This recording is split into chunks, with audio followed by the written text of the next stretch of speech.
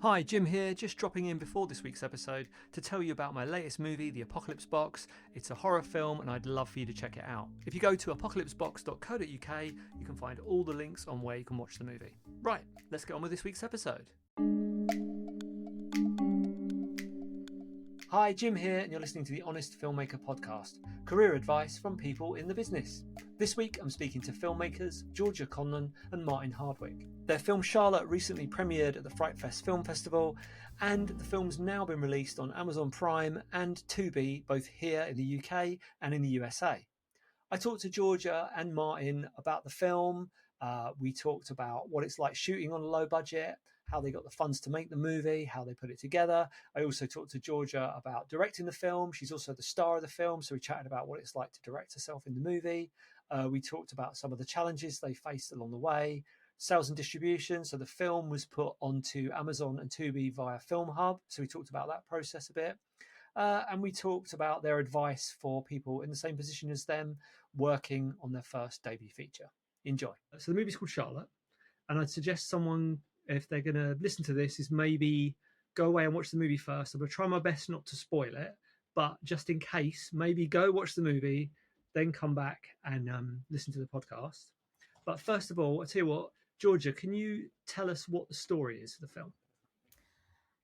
This is quite a difficult answer without giving anything away.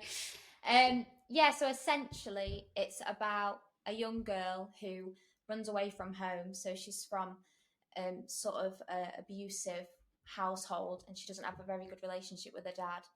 And she sort of runs away. And as she's sort of out, she gets lost and can't seem to find her way home. So she goes to the closest house that's sort of there in her sight, and seeks refuge there. And then Roy, the other lead character, he sort of helps her and lets her stay the night. And then from that point, she sees him as a sort of safety net and someone that she can trust. And so they develop this sort of relationship, which then turns out to be not perhaps the safest choice that she could have made. And we're sort of led to believe, will she actually save her at home? So it's just exploring that sort of relationship and dynamic between those two characters. I wrote half my questions while I was watching the film. And I hadn't got to the end yet. And then you ripped so, it off. I started writing them, and I was like, and I'd seen your name in the credits, and Martin had mentioned you'd be hopping on, and I'd only seen it as the acting credit. So at the time, I thought, oh, okay, I'm getting a bit confused with who I'm talking to. And my question was going to be about casting, and it was like, oh, it really hinged on that Charlotte actress. Any tips for casting? How did you find her? So this is kind of for both of you, really. Obviously, you've both come up with this story and put it together yourselves. Did you ever have any concerns that you wouldn't be able to get away? I mean, how old is Charlotte in the story? 12.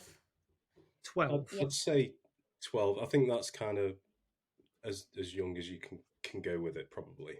Yeah. But yeah, like it is. I mean, Georgia will tell you, like she gets mistaken for being a child quite often. Yeah, just my everyday sort of life.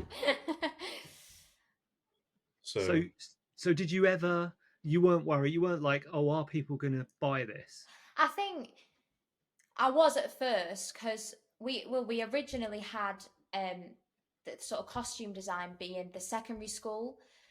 So a lot of our old imagery and concept art was based around her in sort of the classic blazer and tie. But then we thought, what if we sort of made it less in an age bracket and sort of had it a little bit younger in terms of the costume?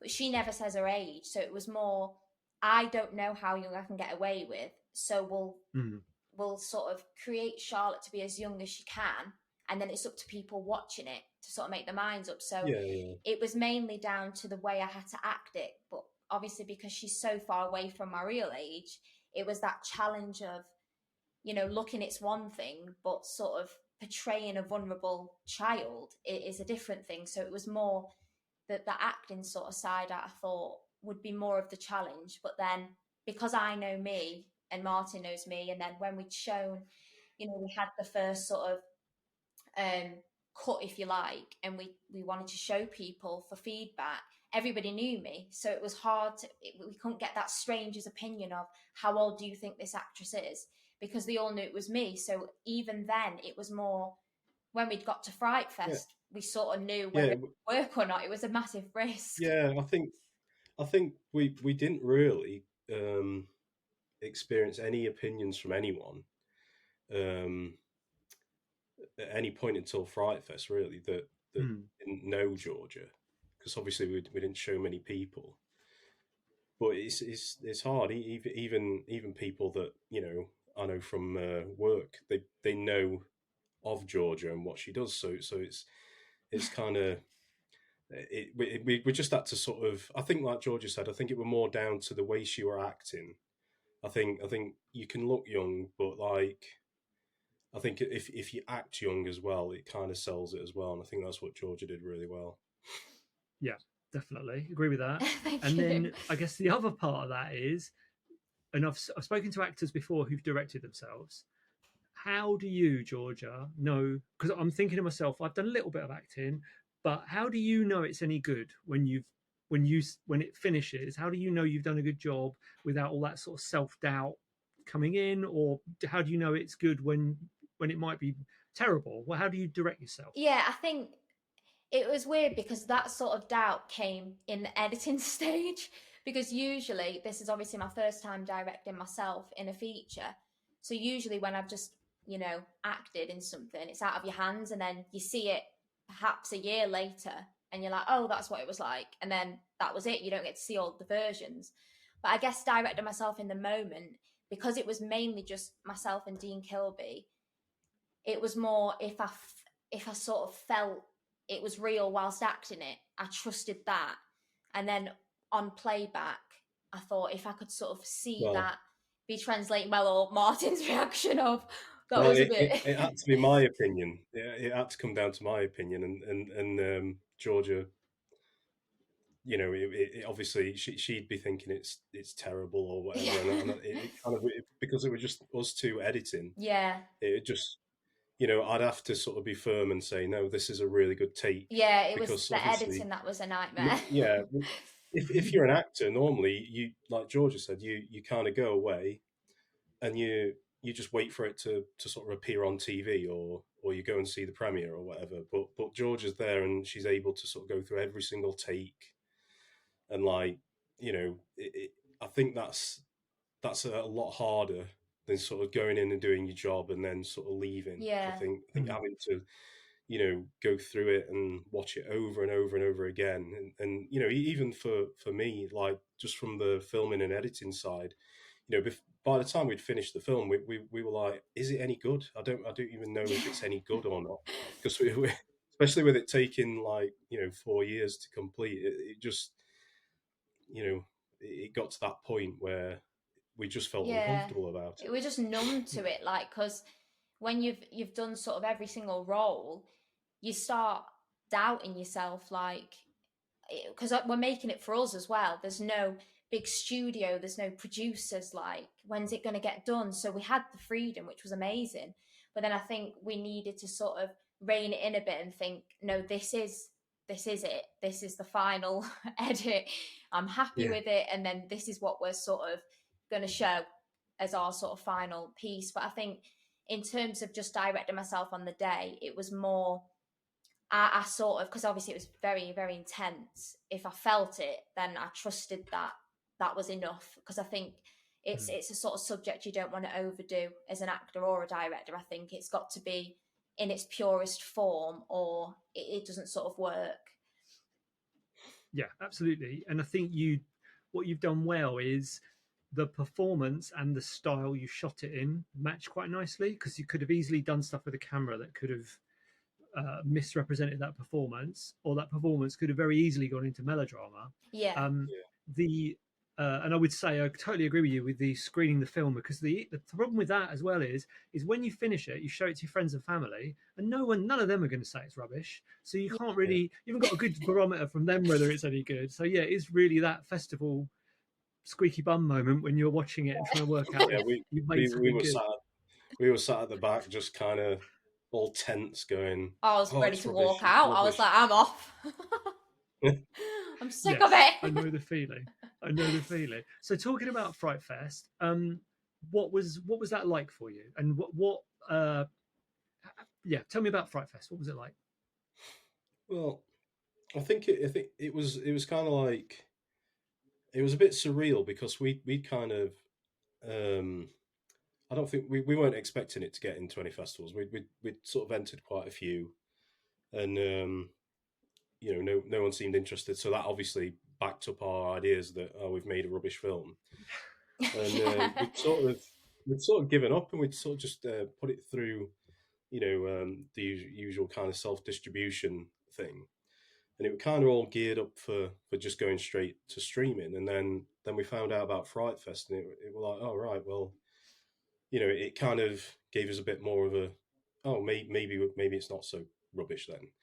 And so yeah, it was really surreal because we did genuinely get a really good reaction to it, which were really nice because, you know, like we said, it took so long that, you know, it was absolutely full of doubt. So it was quite nice to actually have people walk up to us and sort of confirm that we might have made an okay film.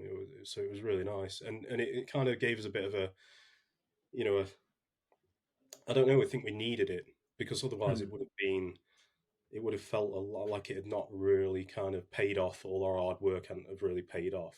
You know, it being premiered in Leicester Square in London, and you know, it being like, you know, it was like the 25th anniversary, so it was a big sort of deal, and it just kind of made us. It almost like, you know, it was a, like the universe had just sort of gone, you know, well done, you know, like you've actually you did it, and so that's kind of what I got out of it. Yeah, I think it sort of it felt surreal more from the side of because it took so long to make.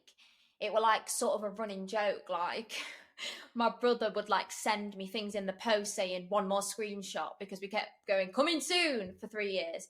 So it was like this running joke of, oh yeah, it's coming soon. And then all of a sudden it was like, oh my God, it's coming soon. Like, oh God, we've got nowhere to hide now. So it was more, it's from it just being our eyes on it for so long. And then you're thinking, people are going to judge it now. People are going to rip it apart. Everyone's eyes are on it. Like it's a whole thing now. And it was like, oh God, you know, like, are we ready for this? But I think, you know, sometimes you've just got to put yourself out there because you, like Martin said, if we didn't just go for it, then it almost feels like a bit of a wasted journey in a way because, you know, we made a film we enjoyed to watch. We made a film that, you know, we couldn't have possibly done any better given the, you know, the budget that we had, the crew of just us two. So it's like it felt a bit like closure in a weird way, like of the, you know, the journey that we'd been on. It was a, you know, it was just nice for us to think, oh, that's what we did after all this time, sort of thing. So from that side of things, I think it was really nice to sort of see it come together as like an actual finished thing. It felt more real. Yeah. Yeah. Yeah, and there is an element of letting it go because I know what it's like when you've worked on something that's that long. There's always a little thing you can fix on it, and I bet even if you watched it now, you'd oh be yeah looking at it. Yeah, I'm still. I said to Georgia, like literally last week, I said I might go through the film and recolor grade it because I've just upgraded my computer. But I'm like, just don't, I'll not, just leave it I'll not alone. Leave struggle it as much alone. now. Like Leave I it alone. can make some changes and add some. Yeah. Well, you can always do like a black and white version or something. That's very fashionable at the moment. Director's Yeah, director's cut. Yeah, so the other thing I was going to say, so let's go right back to the beginning. So you decided to make this film, come up with this idea. I'm assuming it was self-funded, was it? right? It was partly, wasn't it? And then partly crowdfunded. It was partly crowdfunded, yeah. Crowdfunded. Okay, I didn't know that. Yeah. Yeah, we sort of, I can't remember how much we raised, but it was probably about half of what we ended up. It ended up being basically, you know, my money that kind of finished it off. But yeah, like I think because we knew we could film it and edit it and kind of get it over the line ourselves. I think we kind of, you know, in the early stages, kind of put all our efforts into casting, making sure we got the right cast and the locations, and working out whether we could pay for people to get to these locations and all that kind of thing. And then when it actually came to the filming of it, it just was me and a camera, some lapel mics and some LED lights, and I'm going, oh right, maybe we should have put something, you know, even if it's just a sound person or a light, you know. I mean, but then I suppose that's what kind of makes it special, you know, in a weird way. It's kind of like, you know, we just sort of pushed forward and kind of, you know, and luckily it kind of all came together. It was fixable in the end, sort of thing, because it was a bit. Yes, I wouldn't recommend that you make a film with just, you know, one crew member and an actress that's directing herself. It is quite stressful. Like it's not. I wouldn't do it again. You wouldn't do it again, but was it designed that way? Did you think, right, we can do this because it will? Do you know what I mean? I can rely on myself to be in it and act in it. I can direct it. You can do the camera and the music. Did you when you wrote it? Was it, did you have that in mind? I think it was that we'd spent so long talking about the story. I mean, we didn't write the, you know, finished script till quite soon, just before we started filming, because we were still kind of coming up with the ins and outs. Yeah, I wanted how it was going to work. Cast it first, so we sort of had the premise of the story and the synopsis and what we imagined it to sort of how it played out, and then I put a casting call up, and then I wanted to actually write the script after I'd cast it, so then I knew who I was writing for, which I guess is not sort of a conventional way of doing it, but it's just the way I wanted to do it.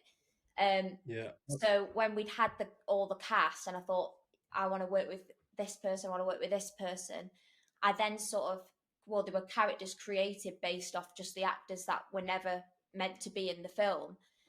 So that's why it sort of took a long time. It's our first feature.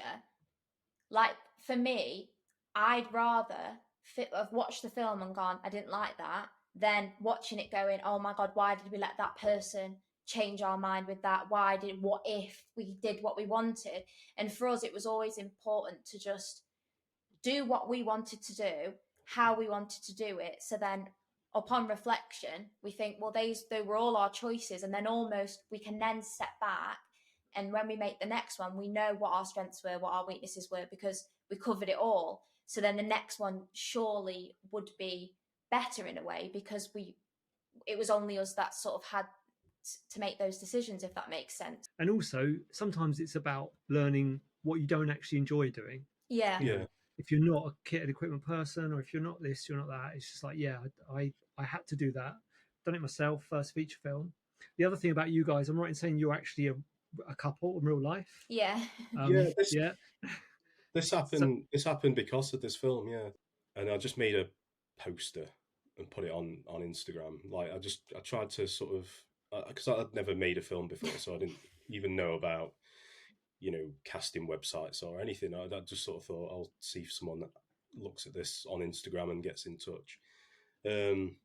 So that Georgia got in touch, and I specifically said that, you know, someone who's over 18 but can look young, sort of thing. So we sort of met through that, and we kind of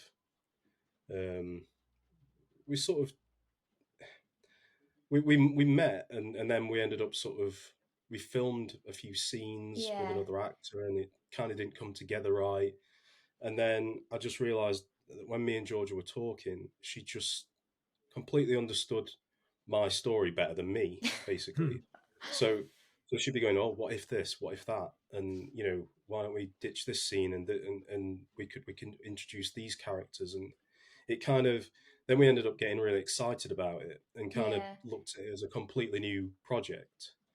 And it would kind of, when we sort of got talking about it properly and doing the crowdfunding, that kind of led into lockdown. So we had all this free time to just be sort of meeting up and working on it, chatting about this film that we were going to make, and it kind of just went from there. Kind of made, we became really good friends. So a whirlwind romance made out of making a film together is what I'm seeing. I kept saying, like, when the film's done and finished, she's going to leave me. Yeah. That's the only reason it took 5 years. Yeah. That was a fear. It was his plan. That's why he wants to keep working on it. That's the reason he wants to keep. I just need to do some more colour grading.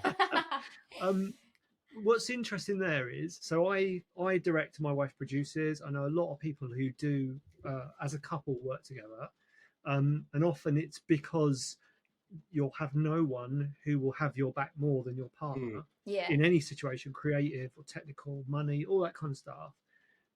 But then, how do you advice for other couples? How do you not have a row about something petty and then end up bringing it on the film set?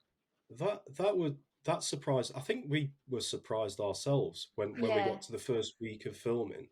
That we were too busy. Almost like, we were just too busy to sort of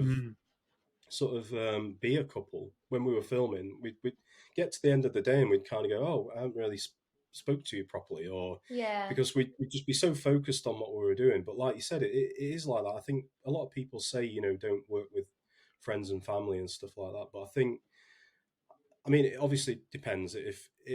If you're not in a good relationship, then obviously you might run into problems. But I think that for me and Georgia, it felt like it kind of was a really nice part of our relationship, because we kind of, like I say, we sort of ditched the couple stuff, and then we became this really good team.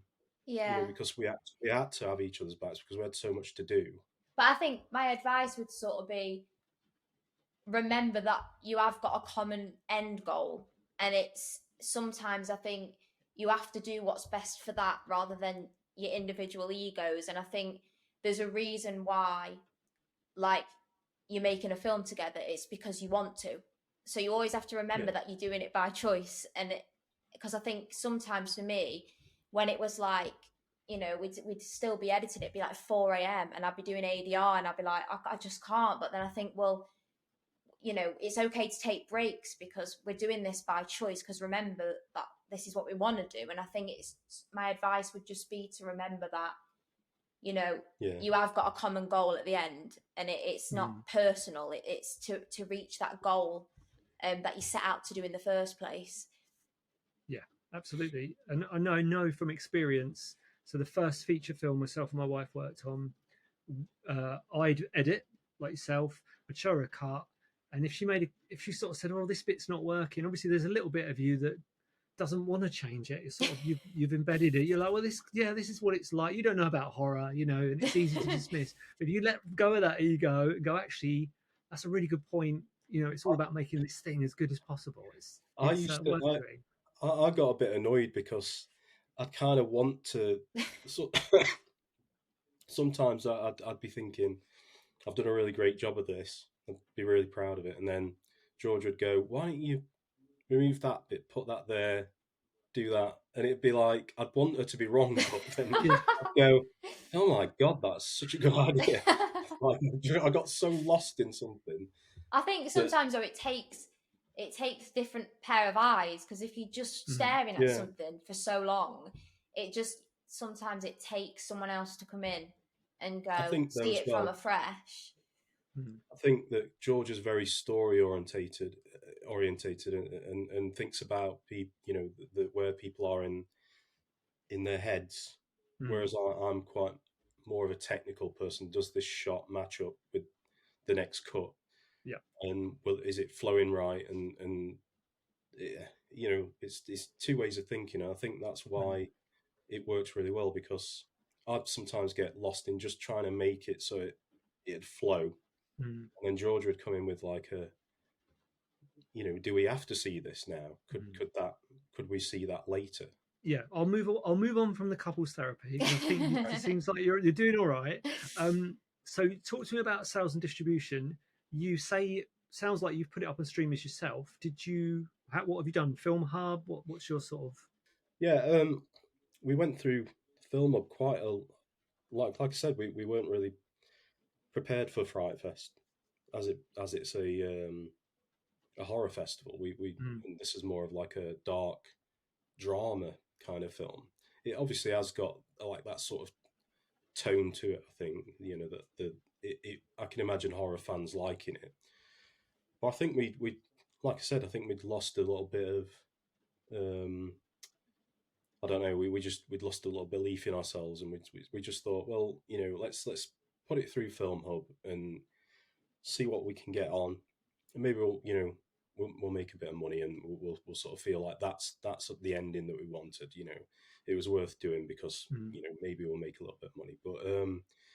But yeah, that we had to kind of get in touch with them and sort of put it on hold when we found out about Film Hub. Yeah, luckily it had not sort of showed up anywhere, so that worked out okay. I think we set it to be available like later this month. So I don't know if it's going to show up. I know that it's been licensed on Tubi and like 6 others. Yeah. Did you ever go to traditional sales and distribution? Did you ever send it to distributors, or did you go straight down the Film Hub? No, I've done. I think because this is another advantage of it taking so long that I thought when we were getting close to sort of some sort of edit, we really took our time with the editing. When we were sort of getting close, and we might have had a few little reshoots to do, or like a little scene to just plot to sort of go out and shoot, or some, like some drone shots or something like that. But when we were getting close, I started thinking, well, I don't want us to sort of be one of them stories where people you get in touch with people, they give you all these promises, and then all this hard work, and right at the end, just as we finished our film and it's like our baby, and then we hand it to some strangers, and then it kind of they're the ones getting all the money, and we're just kind of like, yeah, I've been there. But so I would really sort of like, I thought, right, whilst I'm working or while I'm driving, I'm going to listen to podcasts, watch YouTube videos, and sort of learn what's out there, for indie filmmakers. And found Film Hub by, is it Jay Horton? I think you've had him on your Jason show. Horton, yeah. He seems to, he even says, doesn't he, he's like the Film Hub guy, like he just pops up when he is. If you Google Film Hub, he comes up. Yeah, but it was a few videos like him talking about it and other stuff. So then I just thought that sounded like the perfect sort of way for us to do it, because it kind of makes you're able to keep complete control of your film, aren't you? You can pull it at any time, and then you can maybe say if it doesn't work out for us, we can sort of pull it from Film Hub and then maybe go more down the traditional sort of distribution. That's what attracted me to it, and I thought like that should be our first thing that we try. Yeah. And how did you find the process of putting it on Film Hub?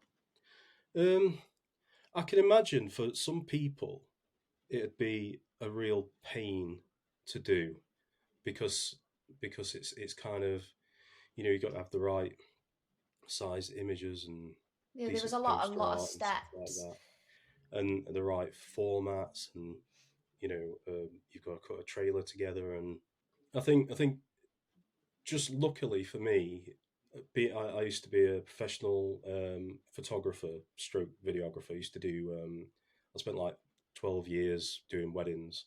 That used to be before I met Georgia. That's what I've been doing for a long time. So you learn Photoshop, and you learn Lightroom, you learn all these little resizing of images and all that kind of thing. You learn you want to put their wedding on a USB drive, and then it's too big, and then you have to figure out all these different codecs, and so it kind of came natural to me, all that kind of thing. But I think apart from that, it is a really nice, easy sort of process, because they kind of they've made it easy Yeah, for I you. think there's a lot of As stuff easy as out possible there as anyway. well, like a lot of Mm. videos, a lot of people, Yeah. things that you can follow as well. So I think if you're not, you know, as experienced in sort of putting those packages together, I think one, trip on YouTube, and then you've sort of got step-by-step guides. So Yeah. I think anybody would be That's able to do it. I think the most difficult part was doing the subtitles. Yeah. Did that myself, and I used the Premiere Pro automatic subtitling thing, and it's like it doesn't do it right. We And need you've to got to go put back so through much it. more information on there. You've got to put like birds chirping, gust of wind. You've got to Yeah. write all that in there. So I literally typed out the whole film. Oh God. Well, Yeah, my top tip for that would be if you do it again, use Veed. So right. Veed is a subscription service. You can stick your film on it. It produces AI subtitles, and then you can edit them in Veed. That's for anyone who wants to do subtitles, and they're pretty accurate. So that'd Oh, be my right. top Right. tip for them. So then last one on Film Hub was how long after you press the button did it actually start appearing on services or get selected? It got licensed on Amazon really quickly. Mm. I think that was the first one that popped up, and then a few sort of there's like this the OTT studios and Future Mm. Today and stuff like that, like them sort of platforms. And Tubi came quite late on. Mm. That Yeah. actually came up as licensed after I'd sort of said put it on hold because of Yeah. Fright Fest, and because that actually worried me. I thought, have they put a hold on it, or are people just taking it still? But yeah, we've had no problems with that. That's fine. And you'll know, I guess, 3 months from now. That's the way it works, isn't it? With the payment schedule, is it 3 to 6 months? You'll see how it's doing. Yeah, yeah.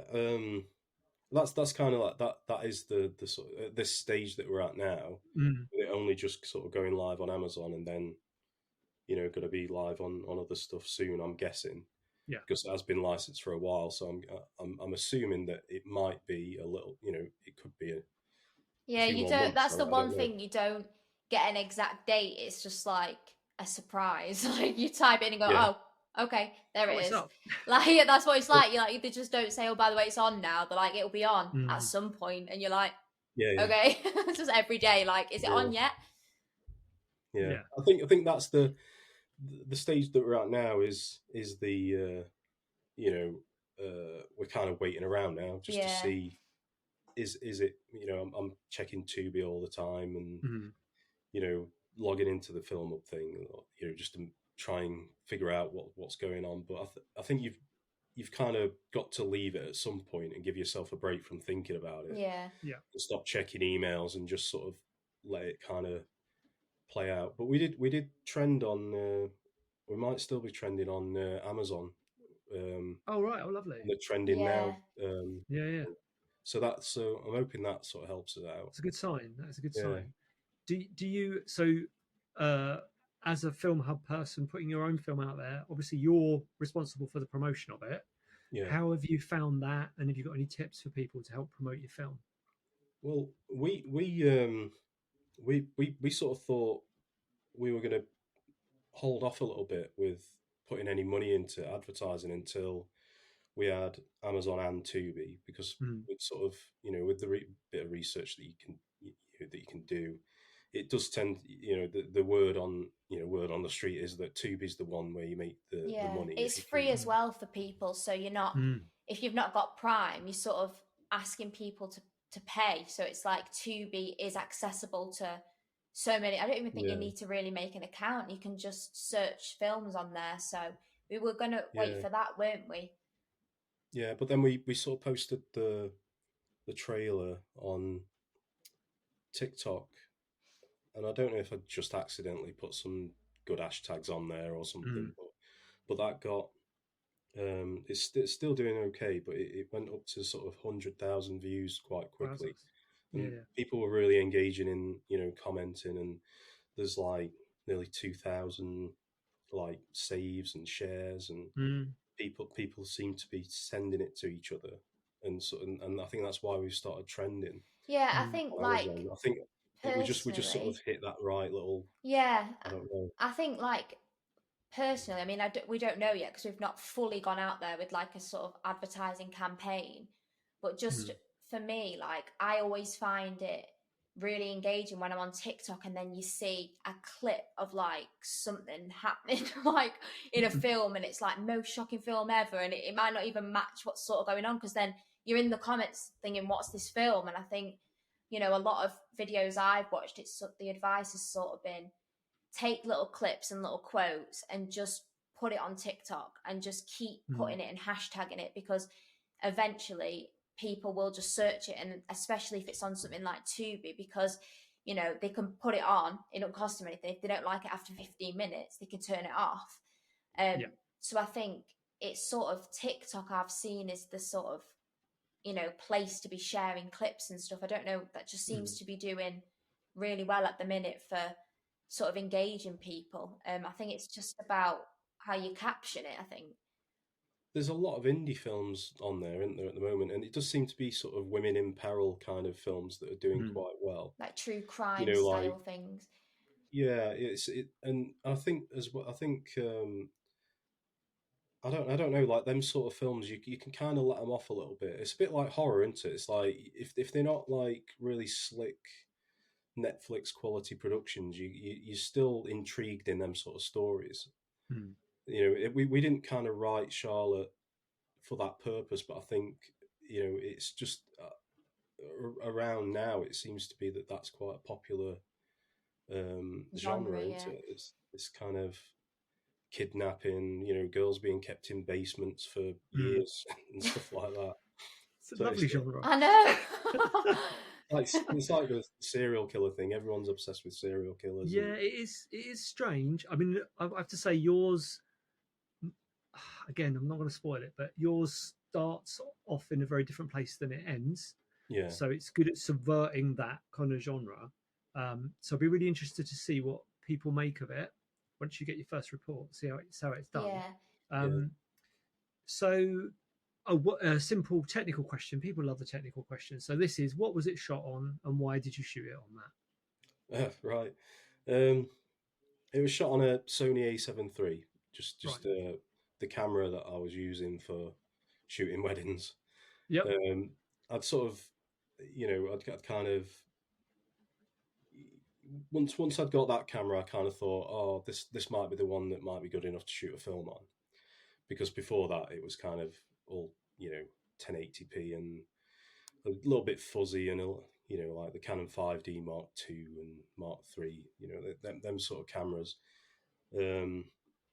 But it kind of, we mounted it in like a nice rig with a follow focus and a monitor and stuff like that. We kind of kept it quite simple, really. I mean, the drone shots were just done on like a, you know, the Mavic Mini 2 or whatever, the little tiny drone.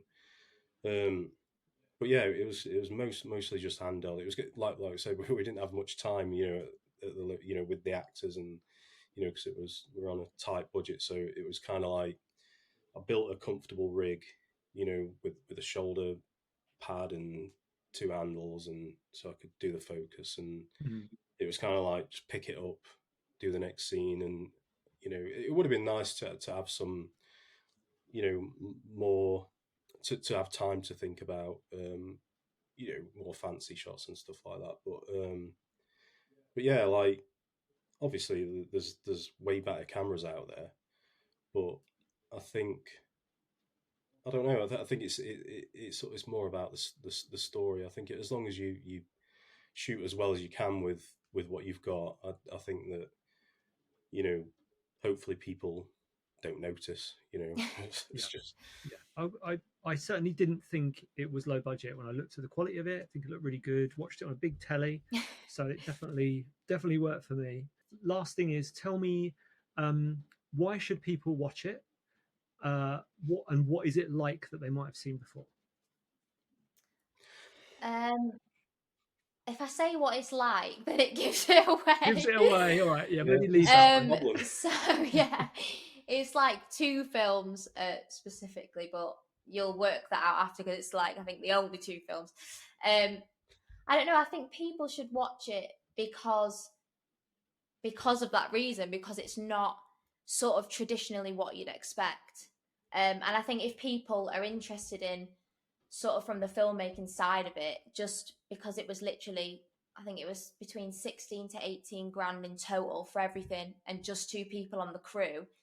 You know, if you're sort of interested in making films, then perhaps it would be sort of a good one to watch from that perspective. But I think, yeah, I think that's kind of what I said a long time ago when we first started this. I sort of said to Georgia, I want to sort of make something, with like I said, it's just the stills camera, really, isn't it? The Sony A7 III. It's not even the, you've got way better stuff now, like the FX3 and stuff like that. But I kind of, what made me want to make, to sort of stop talking about it and actually make films, was by watching other people that had got off their arse and started, on YouTube and stuff like that, and I just like the idea of someone going, oh, these 2 people just made this with a camera that you could probably get for, I think, because we broke the original one on the end of like a filming week. Yeah. I think I got a second-hand one for like £900, which is not much at all. Like if you did a crowdfunder, just take £900 out of that and you've got your camera, kind of thing. I just think, like, I think from the story point of view, why you'd want to watch it is because I think it actually is genuinely surprising what happens, and it kind of is one of them films where you want to sort of go, oh, I'll watch that again now with that in mind, so I can sort of see if there's anything that I missed or whatever. I like them sort of films, but yeah, like Georgia said, I think, I've always, if I found out that a film had been made with the camera that I own, I'd always want to sort of go out and watch it or whatever. See how they did. And what I was going to say, going back to your earlier point about you guys doing everything, when you go on to your next one, which I'm sure you're thinking about, and suddenly you've got 30 people around you doing those jobs, you're going to feel amazing when you've got someone lifting all the gear and setting stuff up. Well, my day job now, I make TV adverts, and oh, lovely. And we were making an advert for Lazy Boy, the sofas, the, like what Ross and Joey have on Friends or whatever, and we hired these people in, to sort of light it all properly. We were going from all these different locations, all these different sofas and all that, and the difference for literally like probably 4 seconds, each sofa was just literally a glide shot.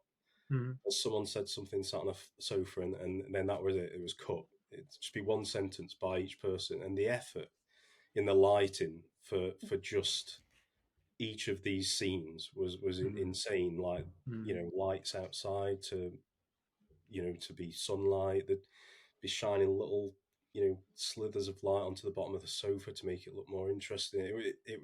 So like, since we've shot Charlotte, it's like I've been seeing all this stuff, and it's like, I want that next time. I want someone running around like a maniac.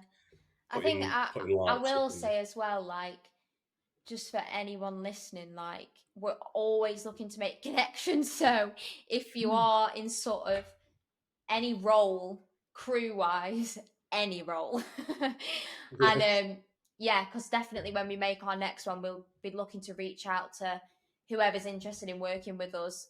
Just sort of any production side, any production role. Like, we're always wanting to sort of meet new people and meet new filmmakers as well. So that would be good.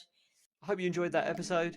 If you'd like to hear from more industry professionals, how they got into the business and how you can do the same, or you just want to listen to some cool stories from movie sets around the world, then please do subscribe to the Honest Filmmaker podcast.